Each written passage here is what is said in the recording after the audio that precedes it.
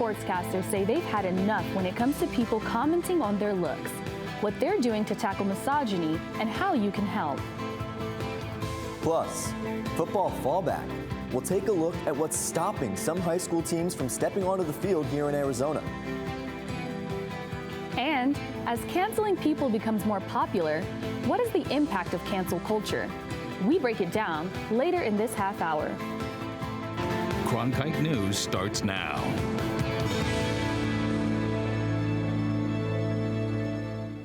Good evening and welcome to Cronkite News on Arizona PBS. I'm Tyler Mannion. And I'm Rosara Wordsworth. Thank you for joining us. With live sports making their comeback after the COVID-19 hiatus, also comes the bashing of sports broadcasters. Cronkite News reporter Hadley Heck has more on what the media is facing. Female broadcasters are often criticized for everything from what they wear to the color of their lipstick. But as critics post on social media, they're the ones facing backlash. In the span of 2 weeks, female sports broadcasters have taken the heat from none other than their male counterparts. Chicago radio host Dan McNeil was fired for comparing ESPN's Maria Taylor's Monday Night Football outfit to that of an adult film star. The comparison was shocking to Lena Washington, a Phoenix native and current ABC reporter in Sacramento. My initial reaction was really disgust because first, for this colleague, right, this person who also works in sports, to go there, not just to criticize her outfit, but in the manner in which he did, what he compared it to, was highly inappropriate. Comments on how female sports reporters dress are nothing new, but the women in the industry have had enough. At this stage, it's inappropriate to comment on what a woman looks like when she's doing her job, the way that her dress hugs her body, the way that her shoulders are exposed, the way that her lipstick or her nails are painted. Those are things that should be left out of the conversation, right? Issues of race, gender, and social equality have been major discussions throughout 2020. The women of sports media call on everyone to help stand up and make a change. You have people who have strong voices who people listen to, men in particular, I think, show their support and step up and say, this is not right. Like, I would never get criticized for something that I was wearing on the air. Fox Sports Arizona reporter Jody Jackson says she's tried to let criticisms roll off her back. But in the current social media climate, she empathizes with what today's young reporters go through. I'm trying to think of 21-year-old me, and you're trying to have this job and move up in the world and have a career, and you don't want to think about anything. You don't want to think about anyone disrespecting you or derailing you. And then there's the added challenge of not only being a woman sportscaster, but also a woman of color. We kind of live in a society and in an industry whereas people like me or Carrie Champion or Maria Taylor or Taylor Rooks, we might meet certain challenges in the job search that individual won't. I've talked to a lot of young Black student athletes who are men. They have said they didn't quite realize the added battle that Black women fight.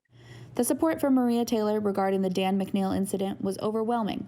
It's a testament to a changing culture where professionals are held accountable for their actions. These conversations have been prevalent throughout the year, and it seems change may finally be on its way. In the broadcast center, Hadley Heck, Cronkite News. A tense moment on the soccer field last night after a Phoenix Rising player reportedly called an openly gay member of San Diego Loyals a homophobic slur. This led to the San Diego club walking off and forfeiting the game in protest. The Loyals were leading the match 3-1 when players came out of the locker room and got into a heated confrontation on the sideline. They claimed during the match, Phoenix forward Junior Flemings used a slur towards San Diego's Colin Martin. Head coach and soccer legend Landon Donovan said homophobia has no place in the game and expressed his disappointment in the Phoenix head coach. The Rising released a statement saying Flemings will be investigated. He has since denied the accusations. High school football in the Valley is set to begin tomorrow, but some schools have already experienced setbacks. Harry Croton is here with a big announcement out of Scottsdale. Friday's season opener between Chaparral High School and Saguaro High School has been canceled after one Firebird tested positive for COVID-19. At least one parent tested positive, which prompted district officials to test the entire Chaparral roster. The one player has been in isolation since September 25th, while all football activities have been shut down for at least 2 weeks. The team and staff have also been advised to quarantine. This also cancels Chaparral's Week 2 game and puts its Week 3 contest against the 7-time state champion Hamilton Huskies in jeopardy. Members of the Facebook group Parents in Support of 2020 Football in Arizona are standing in protest. In those 2 weeks, the team can't have any team activities, no workouts, no nothing. I mean, it puts the team at a huge unfair situation, and I think there's a lot of concerns of whether they can be prepared to play that game safely.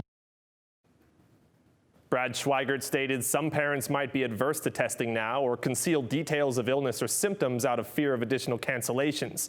Aaron Miner, president of the Chaparral Football Foundation Board, wrote a letter to the Scottsdale Unified School District claiming the team should still be eligible to play.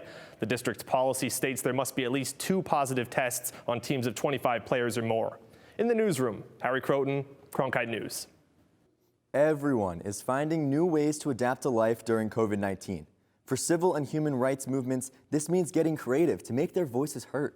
Cronkite News reporter Kylie Cochran shows us how one Arizona organization is mobilizing differently without compromising their demands. This is Puente. We want some type of restorative justice in our communities. An Arizona human rights group. We're wanting better health care. We're wanting free health care. Holly Woods is a volunteer for Puente and formerly incarcerated in the Arizona prison system for 5 years. There was a lot of times when I was on the inside that I felt alone. And the thing about Puente is that they show up. Because of COVID-19 and for the safety of volunteers, Puente is showing up differently this year, by car. So our people as Black and Brown and Indigenous people have significantly higher infection rates. And our mortality rate is significantly higher when it comes to COVID as well. According to the Centers for Disease Control and Prevention, Latino, Black, and Indigenous individuals are over 4 times more likely to be hospitalized because of COVID-19. So, Isis Hill, the development director for Puente, organized the United for Freedom Caravan. We've had, I think at its height, anywhere from 500 cars at any particular caravan. Since April, they have driven by a variety of corrections facilities and detention centers from Yuma to Tucson, demanding release, safe confinement conditions, and quality health care. When they incarcerated these individuals, they took upon the responsibility to protect them. But for Woods, protesting by car isn't easy. A horn can't express what you're feeling inside like a voice can. And I've got a lot of anger built up in me that the Department of Corrections put inside of me. However, she doesn't think their caravan goes unnoticed. The very biggest change that I have seen happen is that there's been a lot of transparency. All of our people are being tested in the jails, prisons, and detention centers, which is a huge win. These centers are sharing their case count online. For example, the La Palma Correctional Center in Eloy reports a total of 385 cases in their facility as of September 29th. This location has one of the highest case counts in the country. The transparency, Woods and Hill say, is partly because of their activism. There has been masks issued inside of the Department of Corrections, and all of that, I believe wholeheartedly that that's Puente. No matter what happens next this year, Puente says they're ready. Our people stick their fists in the air, they honk their horns as loud as they can, they hold up a poster, and they get out there and they fight, no matter who it is or what they've done. And that's exactly what we're about every single time. Kylie Cochran, Cronkite News. With coronavirus around for the foreseeable future, car protests have emerged across the nation, from Minnesota to Washington, D.C. The census is coming to its final days, which has Arizona counters focusing on tribal and underserved communities who have seriously been affected by COVID-19. Right now, community leaders are calling for Governor Doug Ducey to extend the state's counting deadline in fear of being undercounted. An accurate count is needed for federal funding and congressional representation. So far, 97% of Arizona households have reportedly been counted in the 2020 census. The deadline to fill it out is October 5th. A federal judge has temporarily blocked an increase in citizenship fees that was set to take effect Friday. The plan by U.S. Citizenship and Immigration Services would have almost doubled fees for some services, which might have put naturalization out of reach for some immigrants. Carolina Hassett has more from our Washington bureau. The ruling Tuesday by U.S. District Judge Jeffrey White was good news for immigrants seeking to become citizens. It's a nice, temporary, good thing for applicants that, don't have the funds to pay the fee increase. but it could spell trouble down the road for USCIS, which relies on fees for almost all of its budget. The longer that the fee changes are enjoined, the more money USCIS will continue to lose each day. And we're talking millions of dollars. USCIS unveiled the fees this summer, and they were scheduled to start Friday. Among other increases, a citizenship application would have almost doubled in cost, from $650 now to as much as $1,170. Advocates say that would have been too much for many. The ability to live and work in the United States should not be a privilege that is limited to the wealthy. USCIS, which gets 97% of its budget from fees, said the money is needed to offset a drop in business. But critics say the agency is proposing a permanent solution to a temporary problem. If we look at what the Trump administration was doing to deter people from applying, it kind of makes sense that a lot of people were not applying, and also because of the pandemic. So those things were not taken into consideration. Judge White didn't get into any of that. He ruled that USCIS failed to follow proper procedures before imposing the increase. He also said the two acting heads of the agency were not authorized to okay an increase. That could change if Chad Wolf and Ken Cuccinelli get Senate confirmation to run Homeland Security and USCIS, respectively. Then they can start the process of reimposing the fees again, which has advocates urging people to apply now while fees are low. Right now is the time. If you're eligible, you meet the requirements, you might as well fill it out, apply, because what's going to happen tomorrow is unknown. I still encourage people to apply. You never know what can happen. This is definitely a win for our community. In Washington, Carolina Hassett, Cronkite News. A USCIS official told Cronkite News this week that the agency is reviewing Judge White's ruling and would not be making any other comments at this time. Coming up next on Cronkite News, virtual campaigning. See how Republicans and Democrats are targeting voters during the pandemic. I'm Judy Woodruff, anchor and managing editor of the PBS NewsHour. The journalists of tomorrow face a fast-changing media landscape, but quality news remains vitally important to our communities, our country, and our world. At ASU's Walter Cronkite School of Journalism and Mass Communication, students learn solid, reliable reporting, holding the powerful accountable, and rebuilding the public's trust. The Cronkite School and Arizona PBS, preparing the next generation for a stronger future of journalism. Here we go, lights up. Whoa.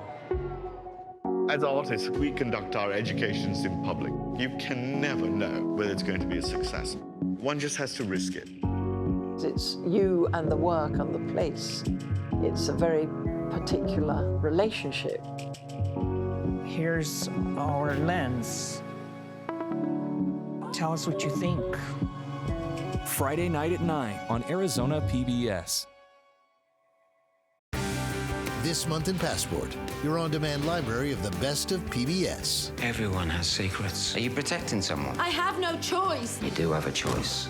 You're looking at him. That's amazing. We could be standing on top of a T-Rex right now. Women demanded new space and pushed the boundaries of what being a lady means. These and other shows are available with Passport. Become a member of this PBS station, sign in, and start streaming today. Every day I wake up, my first thought is, how can I serve this community? The biggest hurdle was not taking PTSD personally. Would you welcome, please, the amazing. Everybody that watches this, they say that I am the greatest that they've ever seen.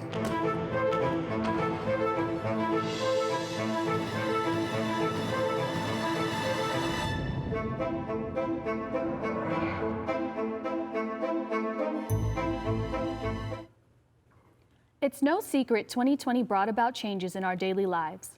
With many aspects of our lives becoming virtual, presidential candidates are adapting to the times by creating apps for supporters to stay in touch and by holding virtual rallies.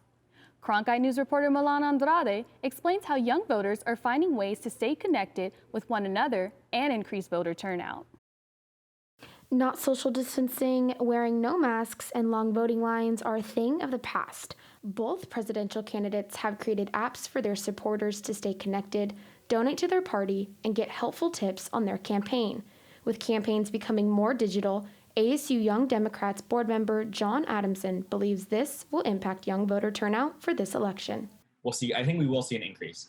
And I think it's something we're eventually gradually getting to, because people who are young, a couple years younger than us, will see our enthusiasm, and then it just builds from there and there. Young voters are encouraged to take part in this year's election, both on a local and national level.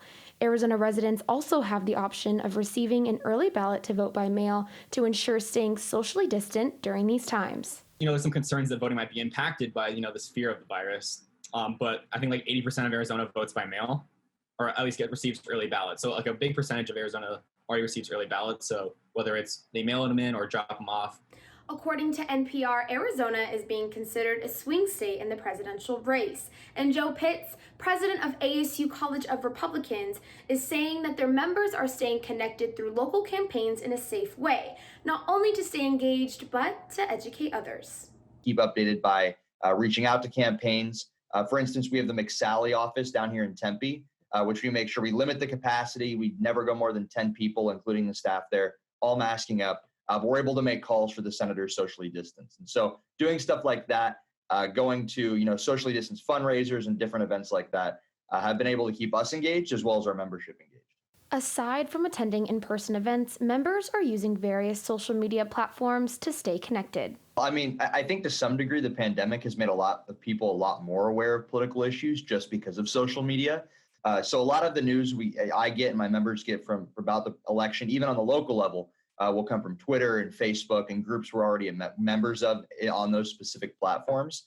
But also, it's just a matter of keeping up old connections. Both parties are using a variety of platforms to connect with voters, on social, online, and in person. Milan Andrade, Cronkite News. Staying informed on elections and registering to vote will be crucial for Arizonans this election. To update your voter registration or to get registered, visit azsos.com for more information. That's it for Cronkite News tonight. Thanks for joining us. For top Arizona stories anytime, go to cronkitenews.azpbs.org.